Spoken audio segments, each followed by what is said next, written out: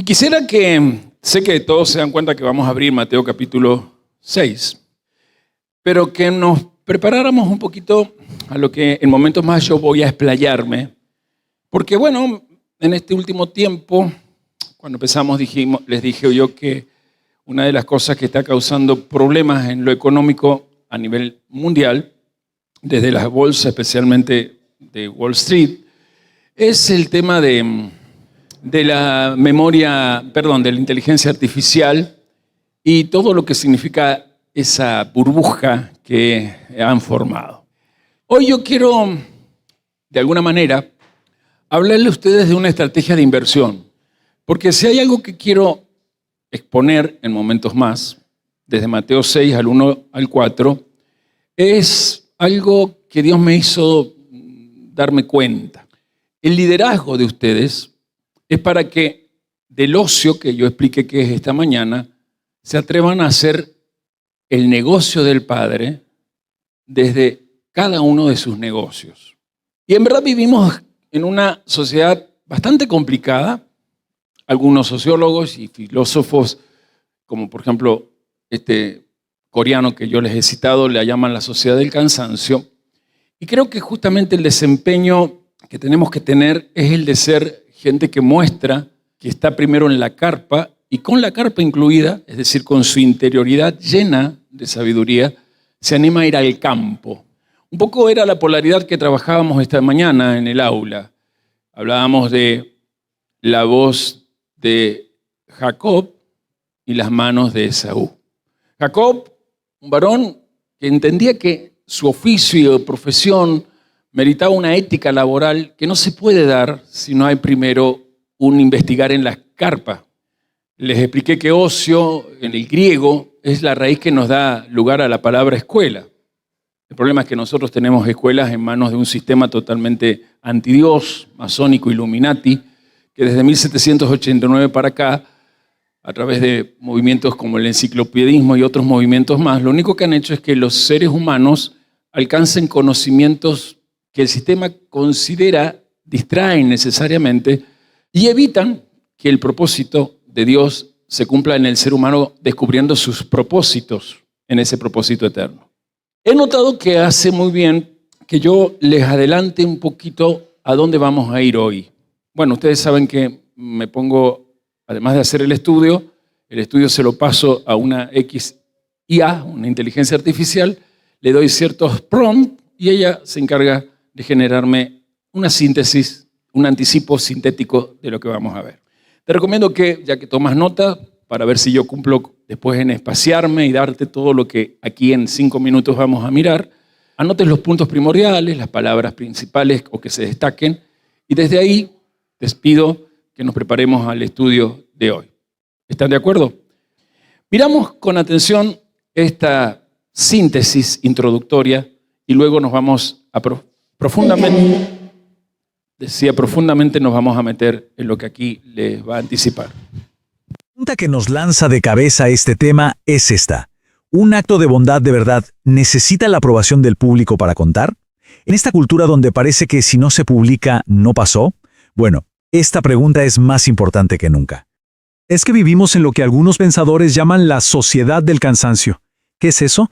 Es una cultura que nos exige estar rindiendo al máximo, todo el tiempo, y ser supervisibles. Un lugar donde parece que las virtudes para ser reales necesitan sí o sí del aplauso digital. Y justo en medio de todo este ruido, de pronto resuena una advertencia, de hace 2000 años. Una frase que choca de frente con nuestra cultura de, digamos, filantropía para la foto, y de construir una marca personal a base de buenas acciones. Y aquí hay un dato fascinante. La palabra original para hipócrita era hipocritis. En el griego de esa época, esto no significaba mentiroso, no. Significaba actor. Alguien que se ponía una máscara y actuaba en un escenario. Entonces, la crítica no es contra el dar en sí, sino contra el transformar la generosidad en un show para que otros lo vean. Entender esto es clave, porque este texto no es solo una regla religiosa y ya. Es parte de un discurso mucho más grande que pone cara a cara la justicia de verdad con la piedad falsa, la actuada, y lo que nos muestra es una estrategia eterna para un liderazgo auténtico. Esta estrategia se aplicaba a lo que eran los 3 pilares de la vida piadosa de la época: dar a los necesitados, la oración y el ayuno. En este análisis vamos a enfocarnos en el primer pilar, el acto de dar, pero entendido como justicia social. A ver, la primera gran revelación está, de hecho, escondida en la palabra que usamos para caridad. Vamos a desempacar la idea que está en el fondo de la generosidad más genuina.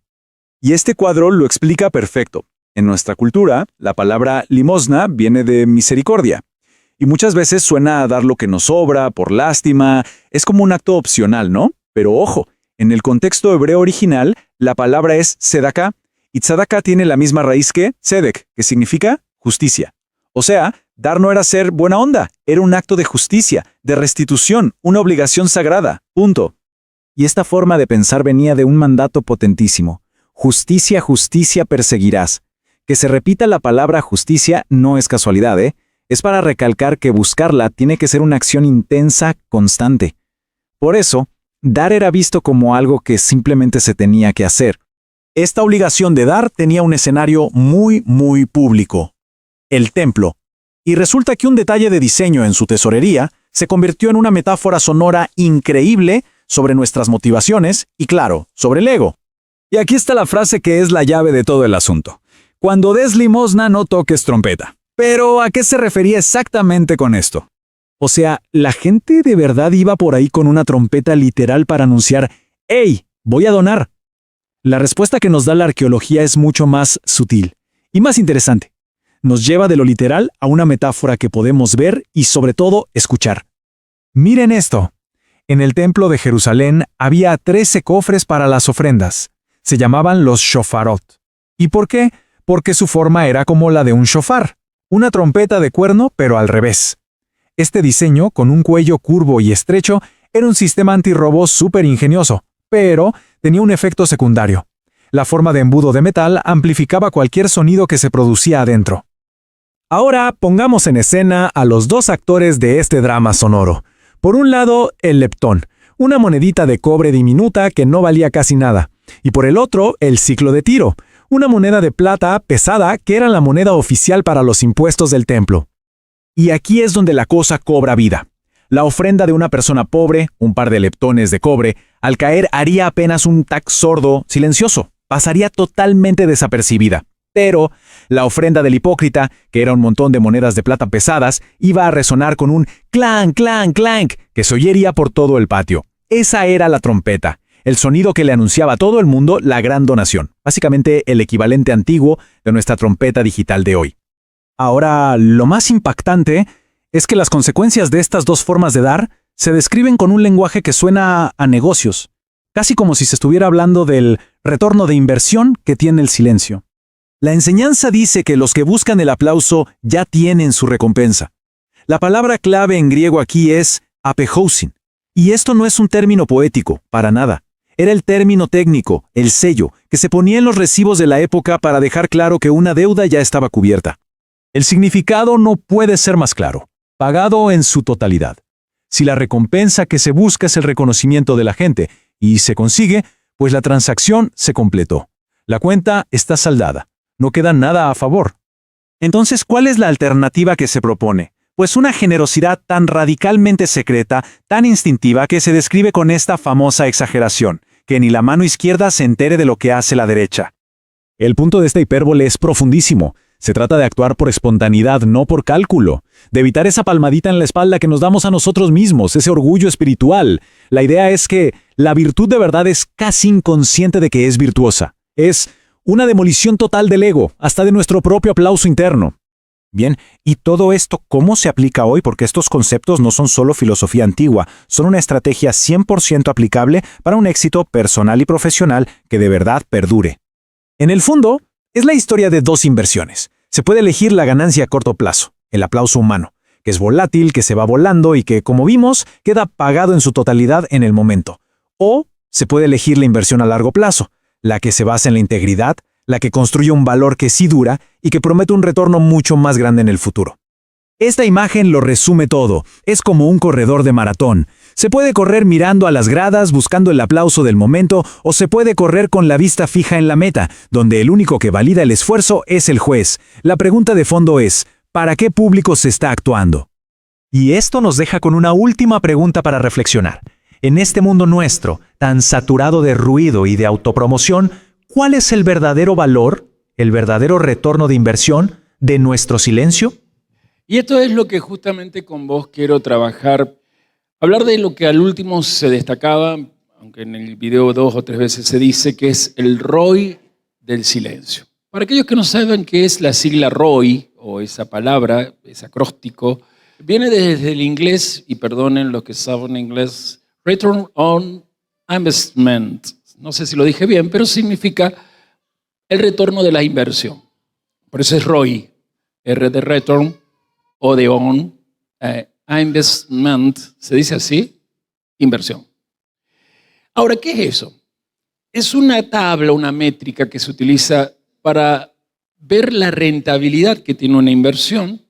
Se calcula los beneficios que se puede obtener en relación al costo que hay que hacer en esa inversión. Es decir, es una fórmula fundamental en todo lo que es el marketing, las inversiones, etcétera, etcétera.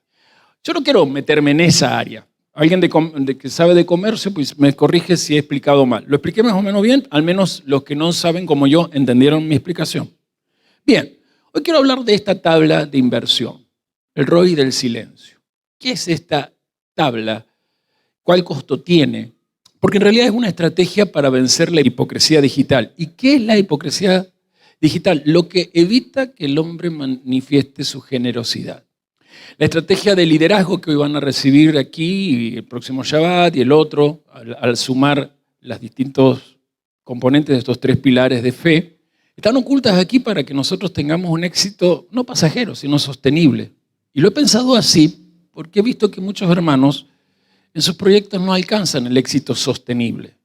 Llegan al éxito y se deshacen en algún momento. Y quizás porque vivimos en parte de esto que ahí en el video se decía, lo he dicho esta mañana, lo vengo diciendo hace rato, formamos parte de esta sociedad definida como la sociedad del cansancio, en donde justamente el desempeño constante, la hipervisibilidad son la máxima cultural y son la tiranía que nuestra época tiene. ¿Por qué? Porque parece ser que los logros y las virtudes tienen que requerir una gran cosecha instantánea de muchos likes. Esto lo pongo entre comillas porque es muy analógico lo que estoy hablando, muy en analogía. Y entonces se está llevando a que toda persona en el mundo piense que hay que existir con el aplauso público, con la aprobación de las conexiones.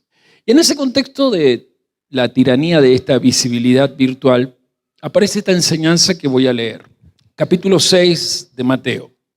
Guárdense de hacer su justicia delante de los hombres para ser vistos de ellos. De otra manera no tendréis recompensa de su Padre que está en los cielos. Diga conmigo o detrás de mí, no habrá recompensa.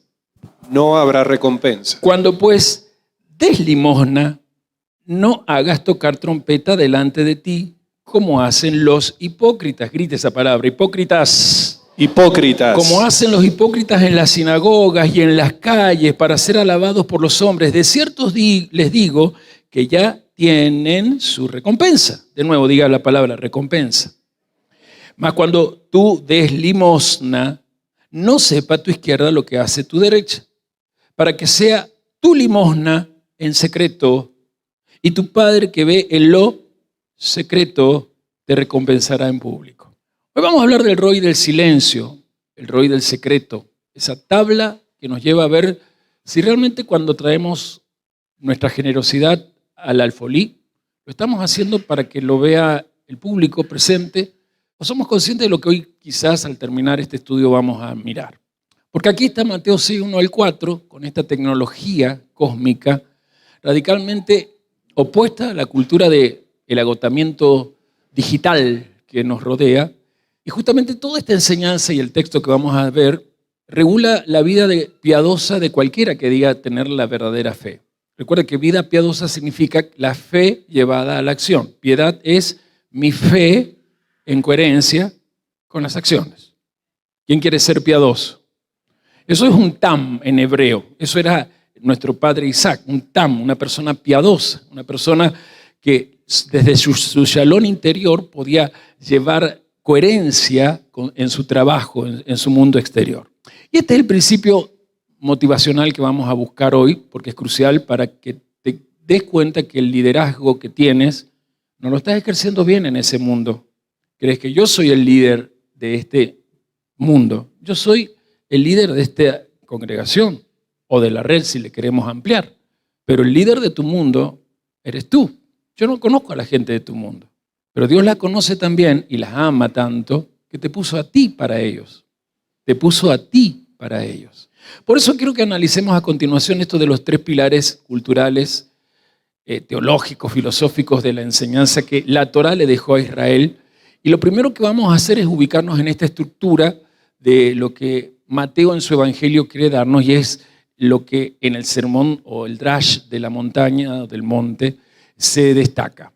Para que haya una intención correcta y por lo tanto se manifieste la justicia verdadera y no una falsa piedad. Cuando hay falsa piedad, lo único que se manifiesta es una religión desilusionante. Cuando hay justicia verdadera, la emuná trae el reino de los cielos porque se manifiesta lo sobrenatural. Y Jesús aborda aquí esos 3 pilares que vamos a anotar para en momentos más ir a uno de ellos.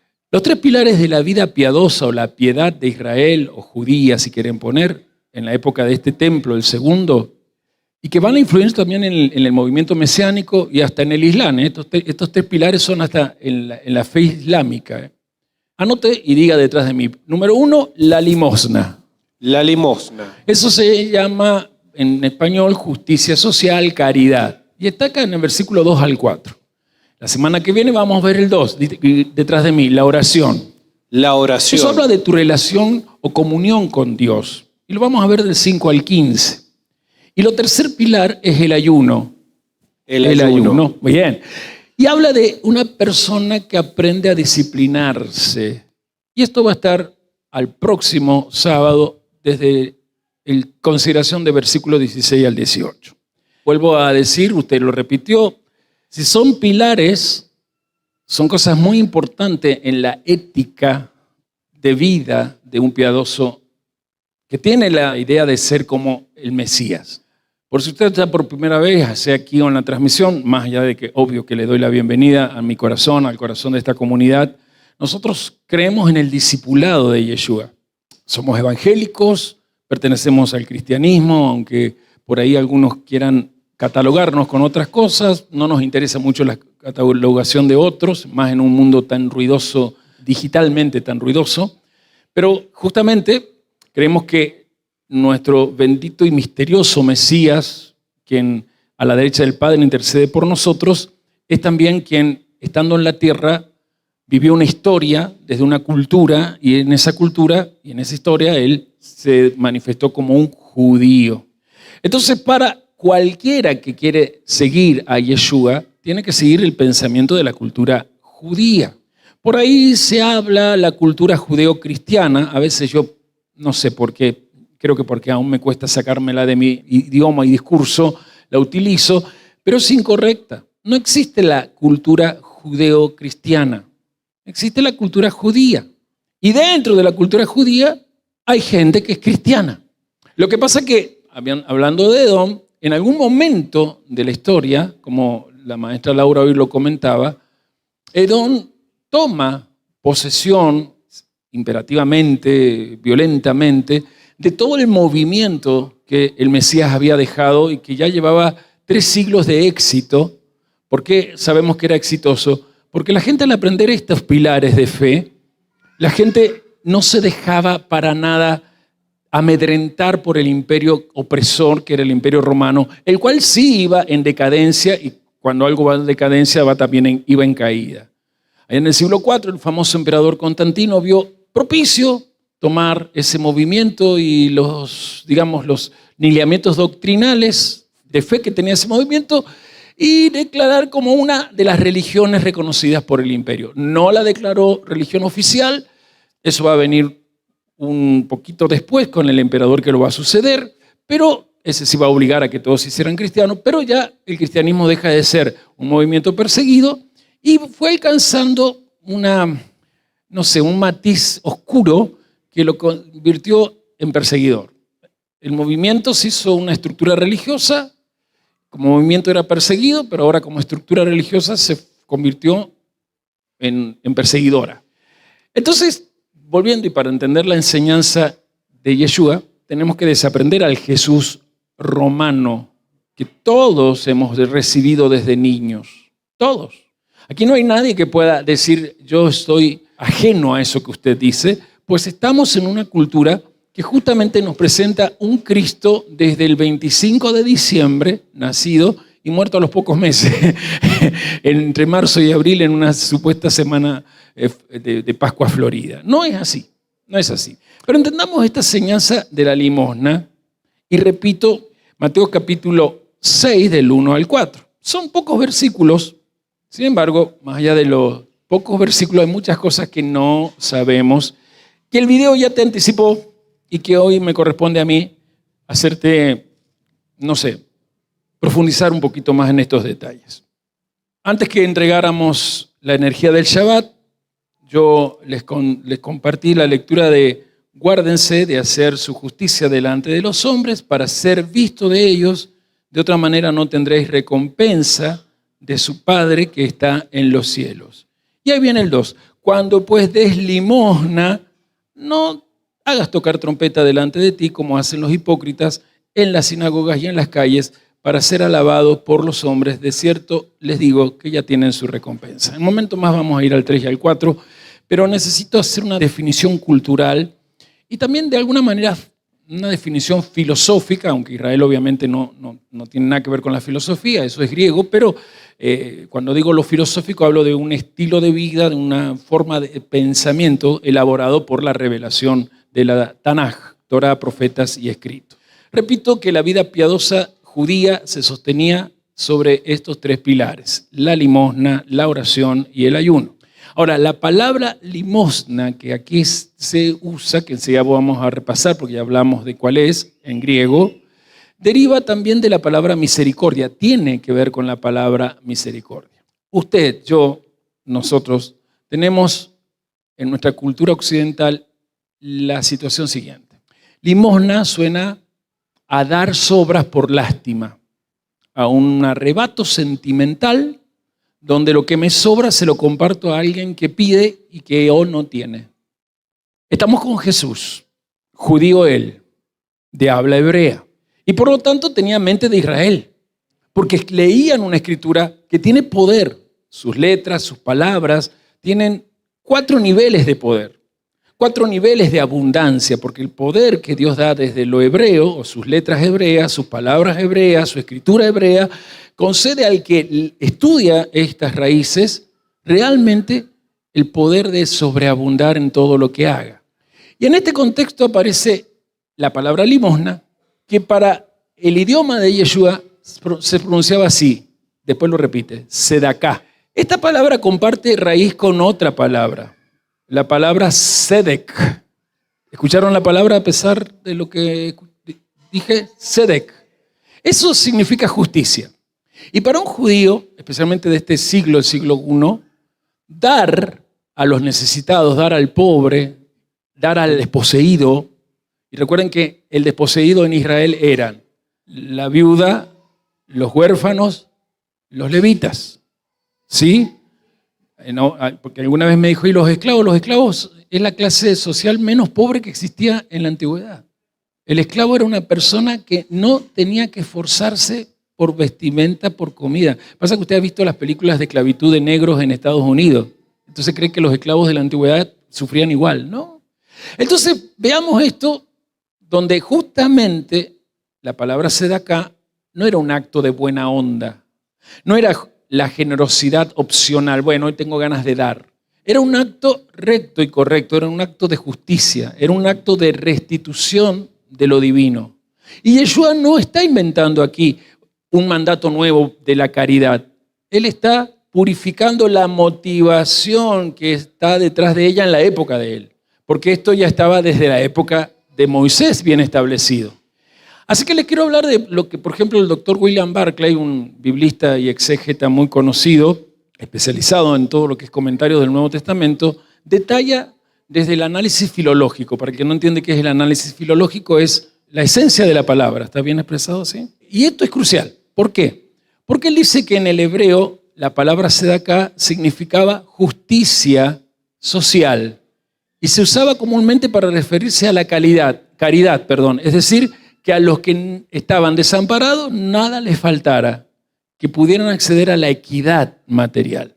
Dice Barclay, dar al pobre no era visto como un acto de generosidad extra, es decir, no era opcional, sino como el acto más fundamental de la rectitud que se le debía a Dios. Por lo tanto, termina su comentario, dar o practicar la sedaká era una obligación sagrada. Ahora vamos nosotros, que siempre usamos esta palabra. Repasemos lo que sabemos. La palabra sedaká en realidad significa justicia, rectitud, pero con el otro. Por lo tanto, es justicia social y rectitud ante el oprimido. Y hay un matiz muy importante que quiero destacar aquí. Para un judío, dar a los necesitados no era dar de lo que sobraba, era tratar de devolverle a Dios en ese necesitado lo que consideraba que Dios le había dado. Mis recursos no son míos, nuestro dinero en realidad no es nuestro, pertenece a Dios. Eso era la mente de Israel. Él nos ha confiado estos recursos. Y es justo que nosotros lo distribuyamos, no que lo acumulemos. Por eso que recién le pedía que no acumule los amén. Dios desea que compartamos con el resto de sus hijos necesitados de lo que tenemos de parte de Él para que no haya necesidad en nuestro pueblo. El movimiento del Mesías fue tan poderoso que usted ha visto en el libro de los Hechos. No sé si recuerda la peregrinación que hicimos por allí hace un tiempo, ¿verdad? No había necesitado y eso sorprendía a todos los habitantes de Jerusalén. Vendían sus bienes, vendían sus propiedades al precio de que no existiera necesidad en alguno. Por eso, en sentido estricto, la palabra limosna desde la mentalidad de un judío era proveer para las necesidades materiales. Primeramente, dinero, ropa, comida, pero en un sentido amplio involucraba también suplir cualquier cosa que el otro necesitara. O sea, si necesitaba aliento o por carencias emocionales o psicológicas, estaba en una X situación, yo tenía que estar dispuesto a dar. Y por supuesto, las necesidades espirituales también debían ser puestas o presupuestadas en este dar, en esta limosna. ¿Qué está haciendo Yeshua? Está diciendo a los seguidores, miren, no vengo con algo nuevo, ni tampoco quiero que ustedes crean que lo vengo a sacar a esto. Son los pilares de nuestra fe, lo he practicado y lo seguiremos practicando hasta que esté el reino de Dios establecido en la tierra. Me pasa que a nosotros nos sacaron esta conciencia, pero ellos no. El problema no era estas herramientas, el problema era la motivación extraña que se estaba dando en la gente que ahí estaba. ¿Dónde se fundamentaba el dar, el sedaká, el practicar la limosna? Ustedes se van a acordar de esto que voy a decir en hebreo. Sedek, sedek, tirdof. Lo repito. Sedek, sedek, tirdof. Uno que me lo diga con mano alzada. Todos coinciden, lo decimos todos. Justicia, justicia perseguirás. Y eso está en Devarim, Deuteronomio 16:20, para la gente que nos mira, para el que no se acuerda. Y significa que buscar la justicia debía ser una acción constante, intensa, apasionada. No era un fin que se alcanzara alguna vez. La justicia había que tenerla como objetivo diario hasta que viniese la evidencia de que el reino de Dios estaba en las naciones. Por eso se duplica la palabra Sedek, Sedek, Tirdof, porque hay una énfasis tan grande en esta palabra que lo que permite a cualquier judío entender que Dios quería siempre una sociedad justa y equitativa. Por lo tanto, hago un parate aquí y nosotros estamos afectados, especialmente los jóvenes, no solamente por esta sociedad de cansancio de la tiranía digital, de la visibilidad digital, sino que ante un vicioso de la visibilidad digital, llamado Javier Milei, nosotros tenemos desde lo alto la imposición mental que la justicia social es algo totalmente anti Dios. Lo ha dicho en púlpitos evangélicos, lo ha afirmado con ciertos grupos de pastores evangélicos como el grupo Asiera. Pero nosotros que estamos del lado del Yeshua verdadero, tenemos que obligarnos a que esta ética, esta cosmovisión, esté bien plantada en nuestro interior para que todo este tipo de tormentas discursales no nos afecten. Para un judío la obligación de ayudar a los necesitados estaba en la Torá, no era algo sentimental. Tanto en la sección legal, narrativa de los 5 primeros libros, pero también, y especialmente desde Levítico, yo le voy a leer un ejemplo de tantos. Voy a ir a Vayikra, si quieren van, si no lo anotan, o Levítico 25, 35. Repito, Vayikra, Levítico 25, 35. Voy a leerlo, ¿me permiten? Si tu hermano empobrece y pierde la capacidad de mantenerse a sí mismo en medio de la comunidad, tu deber es sostenerlo. Ayúdalo a sobrevivir, ya sea un hermano prosélito o un israelita nativo. Y justamente el Talmud, en su sección Sotá 14, dice que la Torá comienza siempre con un acto de sedaká, un acto de caridad, un acto de bondad, y termina con otro acto de bondad por parte del Eterno. Por eso es que su pueblo tiene que emularlo en actos de bondad. Sigo con la cita del Talmud. La Torá comienza con el acto de bondad que registra Génesis, Bereshit 3:21. Y Dios hizo para el hombre y para la mujer túnicas de piel y los vistió. Y termina con un acto de bondad al encontrar en Deuteronomio 34:6 lo que dice: y Elohim enterró a Moshe en el valle en la tierra de Moab. Interesante. Estaban desnudos y Dios le dio vestimenta. Falleció y Dios se encargó de los gastos del sepelio. ¿Me van siguiendo o están aburridos? Si ustedes entienden esta situación cultural y este contexto, yo puedo seguir porque van a entender que Sedaká es más amplio, porque no es solo dar dinero, sino incluir, por ejemplo, préstamos al hermano sin interés. Y esto no tiene nada que ver con el negocio de nuestro hermano Nicolás. Nicolás le presta a gente que no es hermana, a paganos. ¿Puede cobrar interés? Sí, como lo haría cualquier judío prestamista. Como en la Edad Media usted sabe que la Iglesia Católica prohibía a los cristianos practicar el préstamo y los que prestaban eran los judíos de cada ciudad. Eso pasó a que lo que fue después la Edad Moderna aparecían los primeros bancos. Los primeros bancos tenían base judía, porque el catolicismo prohibía, según ellos, por cuestiones papales nomás, el préstamo. ¿Por qué? A ver, no es solamente por un capricho papal, sino porque ellos consideraban que todos los países, todo el mundo al ser cristiano son todos hermanos, entonces ¿por qué tengo que practicar el préstamo? Pero los judíos decían, no, estos no son mis hermanos. A sus hermanos el préstamo era sin interés. Había préstamos, sí, pero sin interés. ¿Quedó claro esa parte? Bien, sigo con esta idea de ampliar la idea de Sedaká. Tenía que ver con brindar hospitalidad a gente que pasaba de viaje. Esta semana nos acordábamos de tanta gente que hemos hospedado. Después no hemos sabido más de ellos, pero los hospedábamos. Tenía que ver con visitar a un enfermo, asistir al entierro de un muerto. Hoy en la modernidad líquida que tenemos, la gente evita en los sepelios. Y yo he notado que aquí la congregación evita estar con los hermanos cuando pierden a alguien. Es horrible eso, ¿eh? Sedaká se traduce como justicia, rectitud. Y siempre en el hebreo, para cerrar esto, tiene que ver con asegurarse lo equitativo. Que lo justo esté en medio del otro, o a favor del otro, o entre nosotros, para hablar mejor. Ahora vamos a la advertencia de Yeshua. Este punto 2 me interesa. ¿Cuál es el peligro cuando se hace de acá? El peligro del actor. Alguien que diga, el peligro del actor.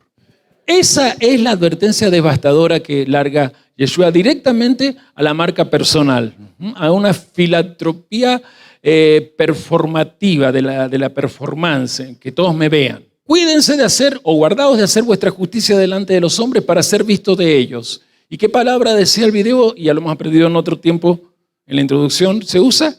Hipócrites. Claro, en español, hipócrita.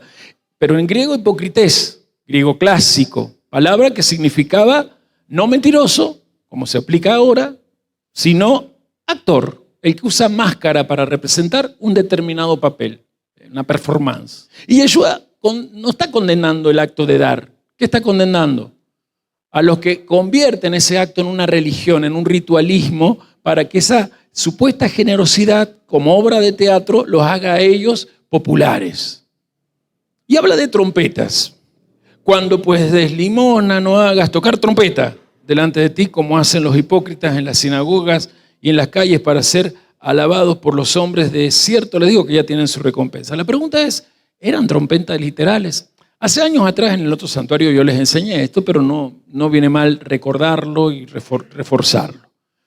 Por mucho tiempo se debatían los historiadores en este tema y se llegó a decir, especialmente los exégetas o biblistas del cristianismo, que se hacía tocar trompeta. Yo lo he leído en libros. Hasta que la arqueología, en unas décadas, 4 décadas atrás, encontró, haciendo excavaciones arqueológicas en el templo, la explicación que ustedes vieron allí. En el templo de Jerusalén, especialmente en el atrio de las mujeres, había 13 cofres para las ofrendas conocidos como shofarot o shoforot. Las dos formas es indistinto, se pronuncia igual. Shoforot o shofarot. ¿Por qué? Porque tenían la forma de una trompeta invertida como la van a ver en la foto ahora.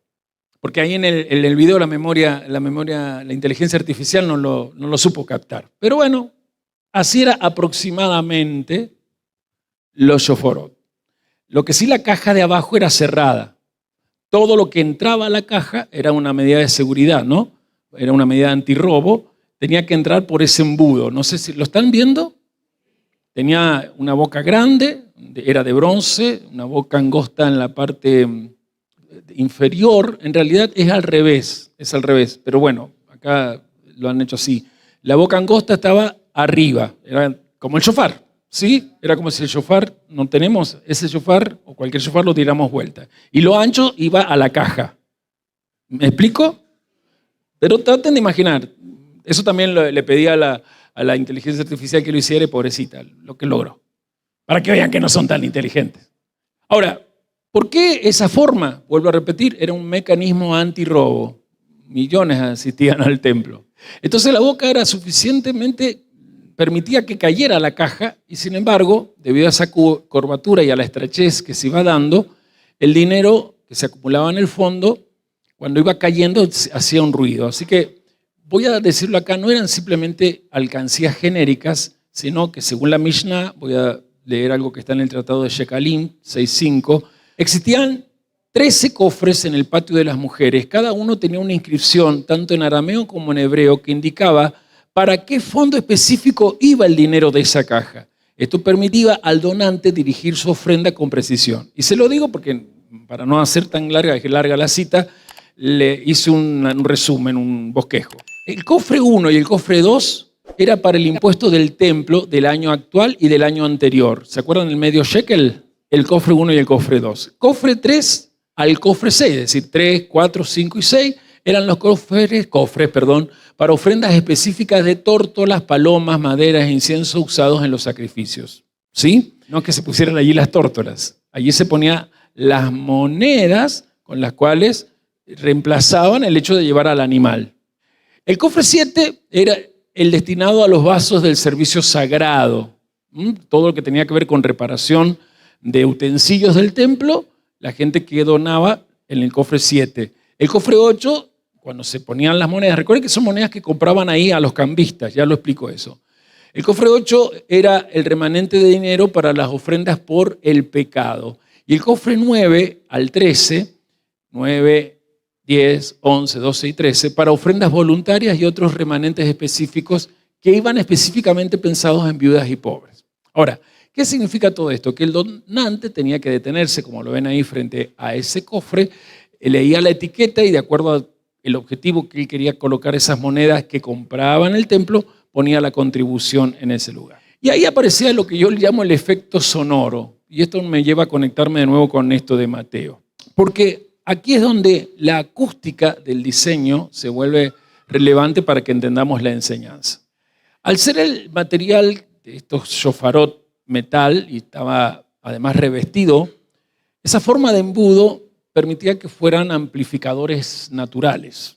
Y la acción era, llegaba la persona, especialmente los ricos, y esto es lo que está criticando Yeshua, con una bolsa llena de monedas, empezaban a tirar, a vaciar la bolsa, y entonces mientras más caía, eso me gustó de la inteligencia artificial, hacía pim, bam, boom, hacía mucho ruido, y ese ruido de tintineos resonaba tan fuerte que traía la atención de los que estaban cerca y venían a mirar, y muchos empezaban a asombrarse, otros aplaudían, y ese era el espectáculo.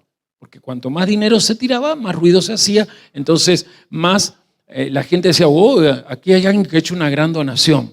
Esto no es solamente de la época de Yeshua, esto pasaba en el primer templo, porque el propio rey Salomón, viendo estas actitudes, escribió, ¿les puedo leer Proverbios 26? Anótelo. Les leo Proverbios 26. Proverbios 26. Una vez que veo que han anotado, lo leo. ¿Puedo leer? Muchos hombres proclaman cada uno su propia bondad por el tema de este. Pero hombre de verdad, ¿quién lo hallará? Esa es la pregunta que se hacía el rey. Un hombre íntegro, un tam. ¿Quién lo puede hallar si se ha convertido el templo en un lugar donde les gusta que haya like a lo que hace? Y ahí es donde viene esta idea que Jesús da. No toquen trompetas. ¿Ya entienden mejor eso? No vayas a esos cofres con forma de trompeta a hacer ruido con tu moneda para que todos estén volteándose a ver cuán grande es tu generosidad. Cuidado con la autopublicidad, nos dice a nosotros, a ti, a mí, a nosotros. Cuidado con el espectáculo personal, la performance, donde deseas que los demás te destaquen. Y esto en el contexto moderno sigue siendo una necesidad, porque podríamos documentar con muchas cosas la cantidad de publicaciones de gente que le gusta públicamente mostrar su bondad, desde influencer ateos hasta influencer cristianos, desde youtuber ateo hasta youtuber que están en la fe. La trompeta digital también existe, en las selfies, en los posteos. Qué cruel es esto, ¿eh? Sacar ventaja de la necesidad ajena para simplemente conseguir el aplauso de la sociedad. Qué cruel. Sacar ventaja de la necesidad ajena para enriquecerse. Usar el dinero de los discapacitados. Se ha descubierto que se vende autopartes de los autos oficiales, entran a esos galpones donde debería haber mercaderías, por Portobelo, algo así, por Petovelo. Y todo eso tiene que ver con nosotros hoy, hermanos. Vamos a hacer una imagen visual. Quiero que utilicen la imaginación. Traten de pensar en un fariseo. Seguramente pueden sacar de las películas de Hollywood, cómo se vestían, ¿no? Está poniendo su donativo en un evento donde hay muchos, así que se va a hacer un evento auditivo, mientras al lado hay una viuda pobre, estoy hablando de Marcos 12, que echa 2 monedas de cobre llamado lepta. Eran tan chiquitas y tan livianas que no hacían ruido. El bronce a ese tipo de metal no le permitía retumbar. O sea que esa viuda estaba en silencio ofrendando. Y Yeshua dice, pero el valor espiritual de esta mujer es mayor que la de todos los que están poniendo con ruido. En aquella Judea, la del siglo I, circulaban 3 divisas principales que ahora van a poner los chicos simultáneamente. Estaba la moneda romana, que tenía que ver directamente con los impuestos que había que pagarle a Roma, la moneda griega, que se usaba comercialmente en todo el mundo, y especialmente una moneda que le llamaban la moneda judía, pero en realidad su nombre es tiria, religiosa, es la que los sumos sacerdotes aceptaban como la única que se podía usar dentro del templo, la llamaban la moneda santa. Pensemos en la ofrenda de shofarot, y ese leptón, porque ese es el plural de la moneda que lleva la viuda, hace que para que hiciera ruido se necesitaba 128 leptones para que hicieran ruido. Ella llevaba 2 nomás. Para que se escuchara el ruido al nivel de las otras monedas, de la tiria. No les dije, tiria era porque se fabricaba en Tiro. Esta es la paradoja de la falsedad saducea. Los sacerdotes no querían que las otras monedas contaminaran el templo. Pero la moneda santa era la que se hacía en Tiro, de Sidón, donde había adoración al dios Hércules. Es más, la moneda tenía una insignia de adoración al dios Hércules. La llamaban la moneda santa, sin embargo, a los de Tiro lo llamaban los perros, por paganos. ¿Se acuerdan que viene una mujer de Tiro al Señor y el Señor le dice, no, los perros no tienen que comer del pan de los hijos? Y dice, bueno, pero los perrillos tienen derecho a comer de las migas. ¿Se acuerdan eso? Eso tiene que ver con este contexto que le explico. Ahora, 128 leptones, volviendo a las monedas, igualaban, eran las que permitían el sonido. Ahora, ¿saben cuánto esa viuda tenía que hacer para conseguir 128 leptones? Trabajar 16 horas del día, que es lo que trabajaba un jornalero. Eso se está viniendo también. 16 horas del día a un jornalero le permitía en el templo comprar 128 leptones. Y cuando viene esta mujer, al ser tan chiquita, no había ruido, pero Yeshua está allí, dice los dos evangelios que le dije, observando, ahí dice 2 blancas, son 2 leptones. Y él ve su fe. Y perdón, no ve solo su fe, lo que también ve es la invisibilidad social de la ofrenda. Porque eso es lo que Dios recompensa, la invisibilidad social. Nadie volteó para verla. Su ofrenda no hizo música para que el público aplaudiera o se asombrara.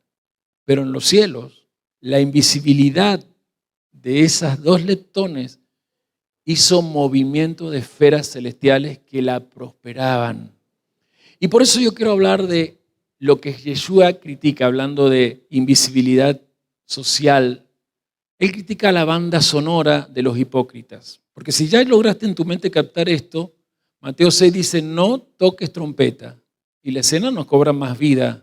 Y hasta recién le di una imagen visual, pero ahora creo que la vida es bien auditiva. Vendrás con todos los ciclos de Tiro, la moneda santa. La mujer no le alcanza los 2 leptones para hacer la equivalencia, el cambio en las mesas de los cambistas para tener la moneda santa. Pero tus monedas caen como cascadas y hacen ruido.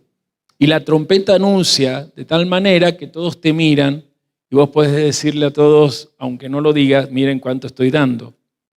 Pero Yeshua dice, si son mis discípulos, cuando deposites esta ofrenda, detenete a escuchar cuál es el eco de tu propia bondad en tu interior, no el eco del ruido de tu ofrenda. Y aquí es donde empiezo con Mateo 6, 3, 4, que te lo iba a leer después, y vamos buscando el final. Mas cuando tú des limosna, no sepa tu izquierda lo que hace tu derecha. Otra frase que a veces ni sabemos cómo explicarla. Para que sea tu limosna en secreto, subraya secreto. Y tu Padre que ve en lo secreto, vuelve a subrayar secreto, te recompensará en público. Yeshua está hablando a un público que lo escucha y casi todos son ya gente que tiene negocios. Muy pocos se dedican al campo. Casi todos son gente artesanos, gente de negocios. Y hoy estoy hablando de gente de negocios. La gran mayoría de aquí son gente empresarios, porque tienen su proyecto empresarial. Y él presenta estos términos. De cierto digo que el que lo hace así ya tiene su recompensa. Vuelvo al doctor Barclay y a su comentario. Él dice que la palabra griega que se utiliza aquí, que salió en el video, es apehousin.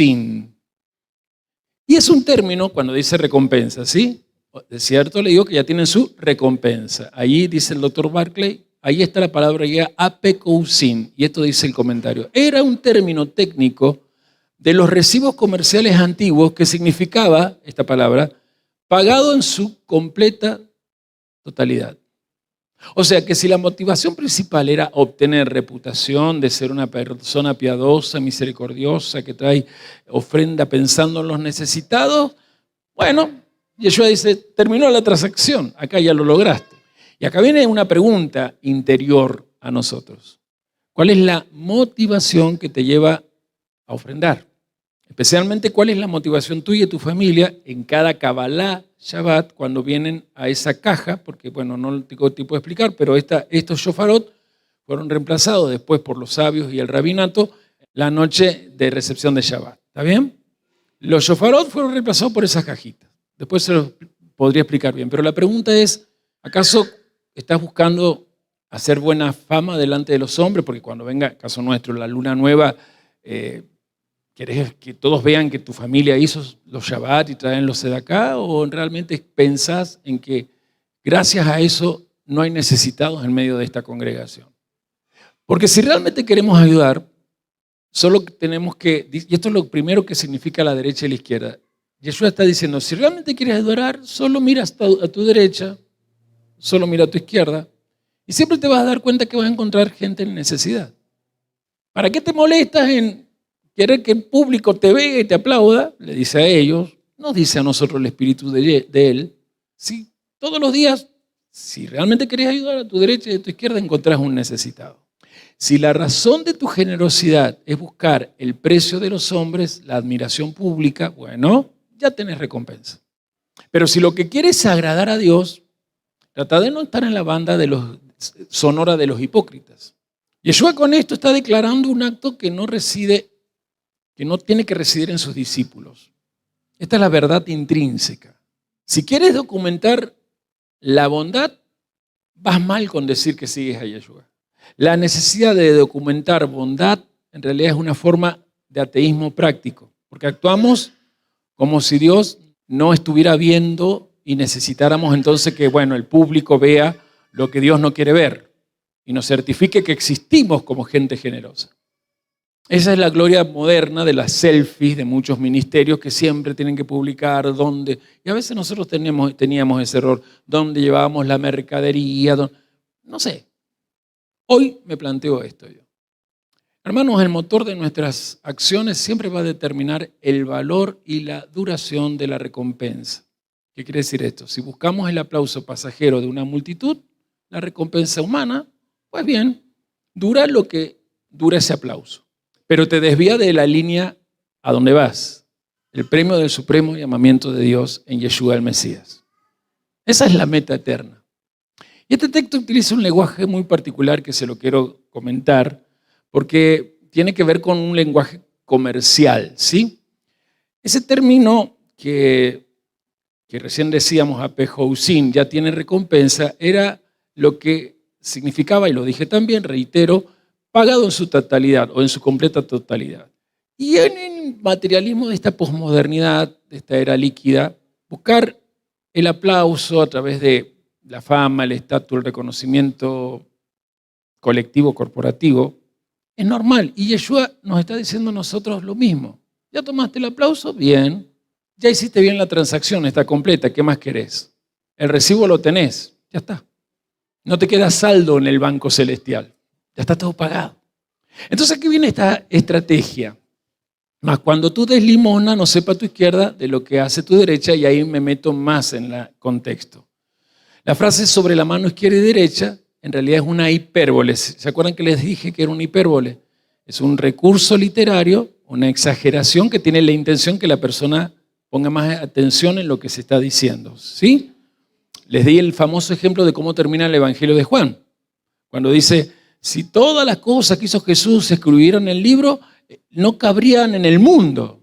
Esa es una hipérbole. Lo que quiere decir Juan, yo estoy escribiendo lo que quiero y necesito escribir. Hay más cosas, pero se encargarán otros. Y vamos a esta hipérbole, la mano izquierda, la mano derecha. ¿Qué es literalmente lo que ellos comprendían? Si fuera posible, ni siquiera tú deberías ser consciente de cuál es el grado de tu propia generosidad. Si te es posible, no midas tu generosidad.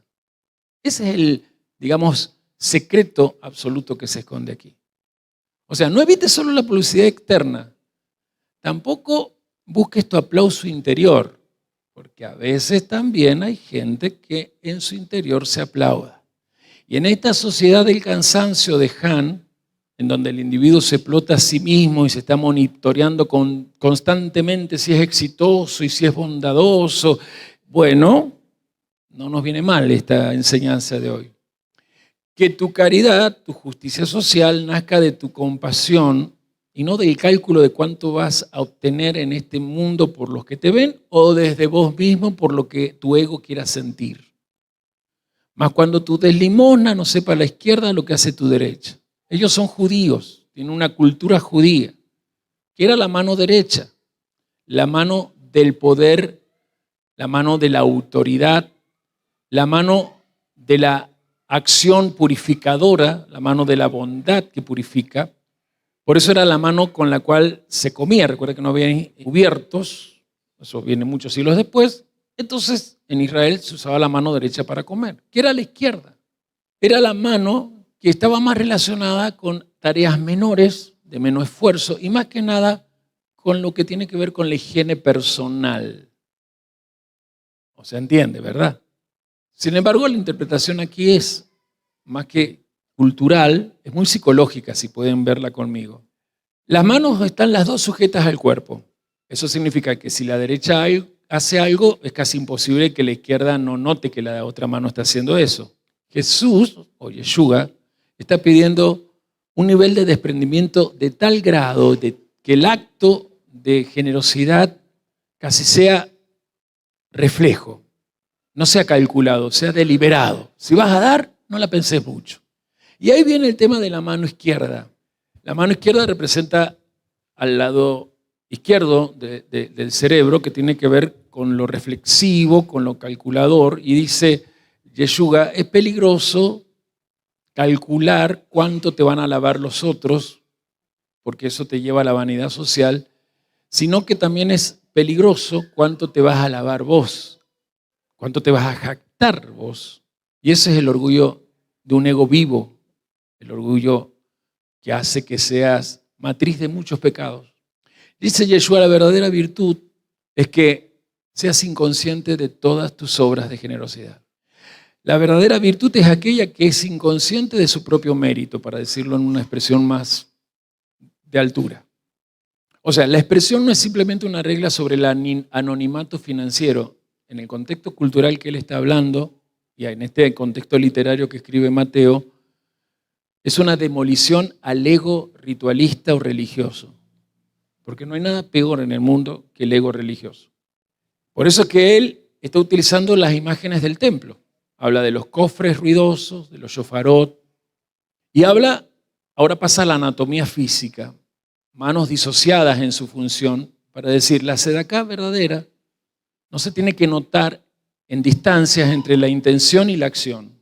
Que no se note que hay una intención y una acción, que no seas consciente, que sea espontáneo, que la distancia entre la intención y la acción sea cero. Porque si no aparece tu deseo de reconocimiento, ya sea en público o tu reconocimiento propio. Y buscando entonces el cerrar esto, vamos a mirar qué tiene de bueno para nosotros en el liderazgo que yo le decía, porque el negocio del Padre es que tus negocios funcionen en la vida.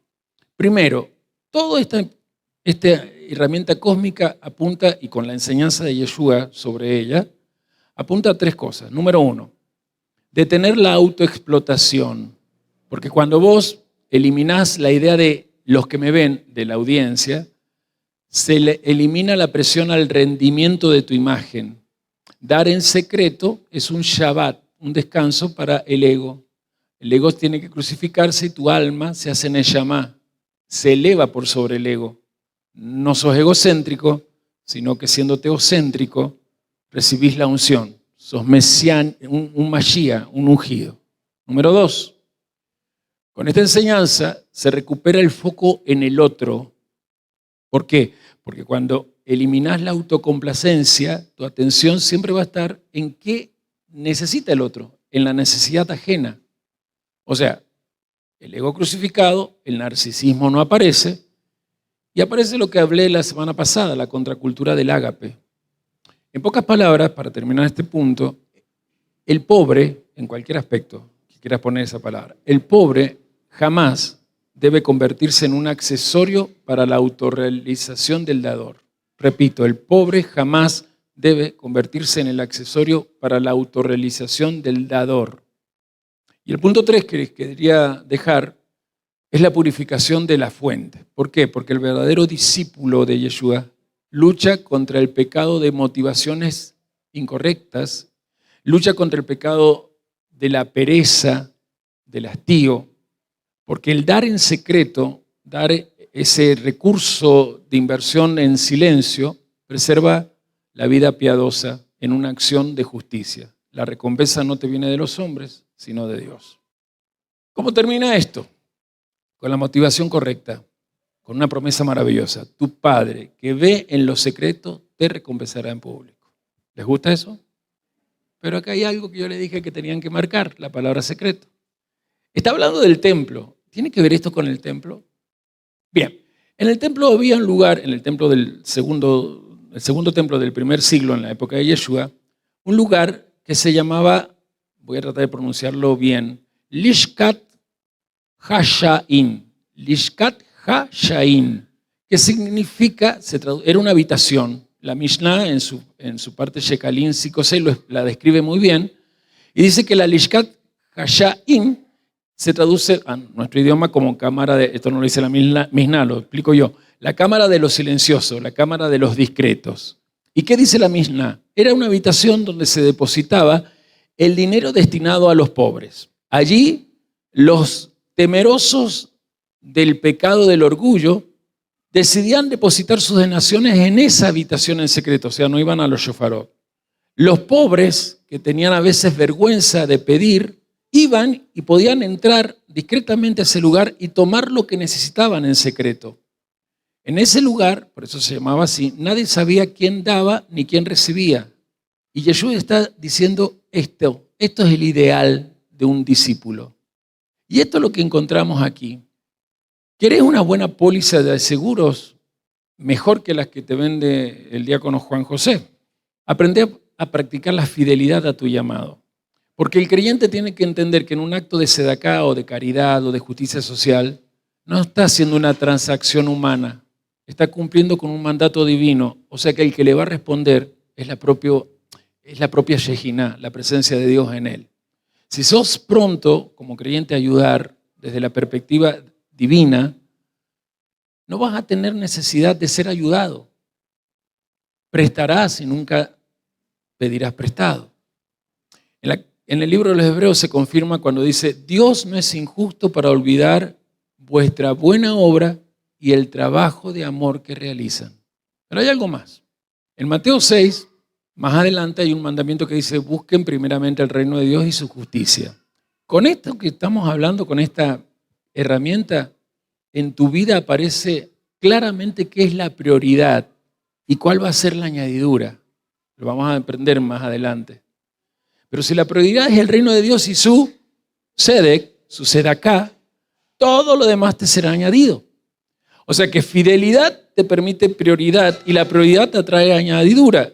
Y entonces viene la otra beneficio de este negocio, el aplauso duradero. Porque si estás motivado a servir constantemente, las esferas celestiales en sus tribunales registran todo en los distintos libros y el Eterno obliga en el tiempo oportuno a que ellas suelten la recompensa celestial que aquí te mereces. Eso es tener fe correcta, la fe de Abraham, de Isaac y de Jacob. La verdadera generosidad, por lo tanto, hermanos, no es un acto de espectáculo, no es para que un público lo celebre y aplauda. La verdadera generosidad es un mandamiento, por lo tanto, es un ejercicio de fe radical. Esa es una estrategia que el liderazgo da. El liderazgo permite que justamente, en vez de tribuna humana, puedas ver que el Eterno hace obra. Cuando la sedacá es motivada correctamente, esa es una inversión a largo plazo. La ganancia de lo público es volátil, ya lo tenés, ya está pagado, ¿qué más buscas? Sí, ya te admiraron todos. Ya el like lo ganaste. En la mente de aquella gente sedacá no es regalar de lo mío, no. Sedacá era hacer justicia con lo que Dios me ha confiado. Era, el dinero no es nuestro, los recursos pertenecen a Dios. En los demás pueblos y en los que nos rodea, el materialista siempre es el dueño de todo. ¿Qué tengo que dar si yo soy el que ha hecho este negocio, ha hecho este esfuerzo? Es típico. Pueden pagar 250,000 pesos por la camiseta nueva de la AFA, porque es lo que sale la más barata. Y 360,000 si quieren la del equipo. Y seguramente muchos de esos que se creen dueños de ese dinero no tienen problema en pagarlo. Pero a la hora de ser generosos, no. Retienen. Y cuando la ayuda se retiene, según la Escritura, allí no hay ahorro. Según la Escritura, allí hay injusticia. Por eso en la conclusión quiero pedirles que anhelen esto, vivir de los aplausos celestiales. No lo vas a sentir, pero quizás sí un día, cuando Dios te llame, sienta la voz que el Padre dice a su Hijo: fuiste mi Hijo amado, en quien tuve complacencia. Buen siervo, fiel. En lo poco fuiste fiel, en lo mucho te pondré. ¿Se acuerdan de la metáfora final del corredor, el atleta? ¿Lo atendieron a eso? Si él se concentra en mirar las gradas y ver a los que lo alientan, ya tiene recompensa con eso, pero se desenfoca porque él tiene que mirar la meta en donde están los jueces que van a determinar en qué lugar le toca. O sea, Esto dice Pablo, yo no pretendo verlo alcanzado, me extiendo, habla del atleta, me extiendo hacia adelante con esfuerzo al premio del supremo llamamiento de Dios. No me distraigo con los que me rodean, me extiendo, corro la carrera, porque mi inversión en lo secreto va a ser recompensado por el eterno y muy pronto. La inversión oculta es lo que garantiza que la gloria de Dios se manifieste en tu vida, en nuestra vida.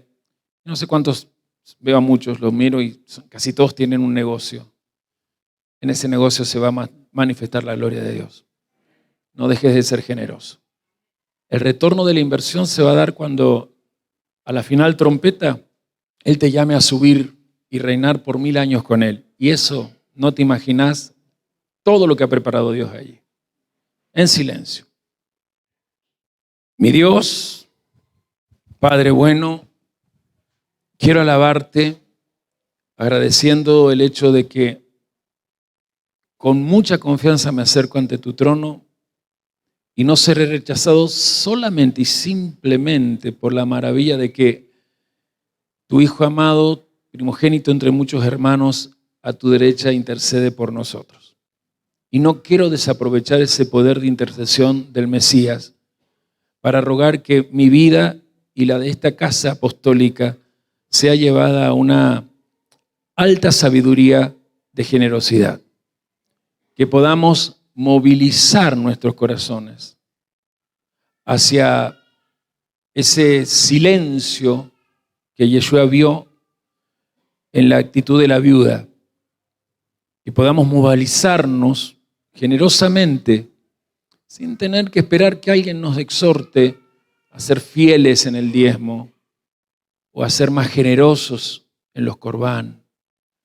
Que seas tú el que nos hables, que tu Espíritu Santo se encargue de llevarnos a un grado de generosidad mayor del que hasta ahora hemos tenido. Al menos yo te agradezco porque hay una gran cantidad de hijos tuyos aquí que son generosos y que no buscan lo público ni el aplauso. Son muy pocos los que te roban la gloria.